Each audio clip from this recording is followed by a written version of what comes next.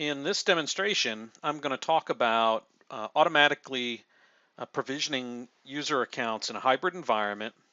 That includes Active Directory, Exchange, Azure AD, and Office 365 in an affordable and easy to manage way. My journey is going to begin with me looking at a report I received in my inbox. Now, this report was generated by a KOSoft report. This is a free report. You can run it. No charge, you just have to request a free subscription. But in this particular case, I have a list of users that were created, and you'll see that they're all pretty close in time. That tells me these were probably automated provisioning. Now, this is Office 365. This isn't where they originated. They actually originated back in Active Directory. So my next step is sort of go take a look at one of these users, make sure they're hybrid, and then walk you through what it took to get there. So I could go out to the Microsoft console and take a look at the user, but there's some additional details that aren't really available in that native console. So I'm going to use the KOSoft console. This is a hybrid management solution. I can manage Active Directory or Office 365 if I scroll down a little bit directly. So it's one tool that manages both on-premise and cloud, and then it has a set of rules that coordinate everything in between. So I'm going to paste in Aaron's name. I'm going to do a quick search, and I'm searching Active Directory, and I found Aaron. We know that this is the source user. And all I'm going to do is click Mailbox. What I'm presented with is a hybrid view of this user. So I'm looking at the SMTP information from Active Directory, but if I look at usage, I see that the mailbox information is online, it's in the cloud. So this user is definitely a cloud-based user that got a license, got group membership, was provisioned based on HR data, along with descriptions and the whole 9 yards. So how did we get to a full hybrid user easily and affordably? So I'm going to jump one more console back to the back-end console. This is the KOSoft Automation console. So the first console you saw was for day-to-day operations if I need to make updates, etc. For delegated and least privileged delegation to day-to-day admins and help desk, it allows you to grant just the commands that are needed. That's one piece of the solution. This is the other piece. Here I have a screen that allows me to create what are called runbooks. So again, this has to be simple, right?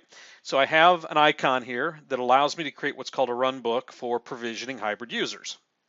You'll see I have one over for Active Directory.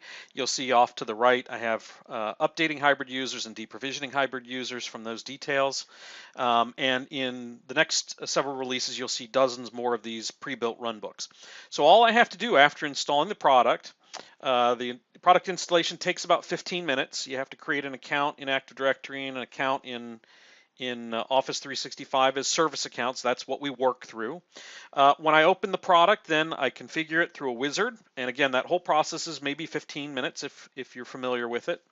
I'm going to go ahead and click the hybrid provision users, and you see it asks me, do I want to use a Microsoft SQL database as my source for HR information? This could be a SQL view, could be a table, doesn't really matter. As long as it's Microsoft SQL, that's okay. We will be adding Oracle shortly, or I can use a text file.